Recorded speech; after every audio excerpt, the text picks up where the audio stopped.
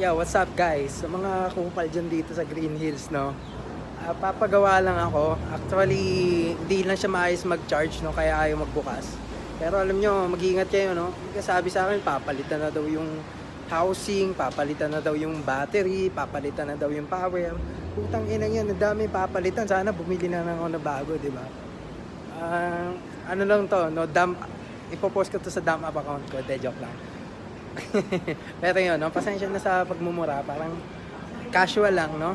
Gusto ko lang maglabas ng hinanakit, no? Ng sama ng loob. At the end of the day, alam nyo, sira, no? Actually, walang sira. Alam nyo, binili ko dito sa Green Hills, no? Punta lang ako, alam binili ko para gumana to at magbukas tong iPhone na gamit ko, iPhone 10. Charger. Lahi pa ng pinanggalingan ko, no? Pasig. Tapos charger lang. Ayun na. Nakakapag-vlog na ako. Walang sira sa screen, sa power, kahit ano. Gumagana na. Ingat kayo guys.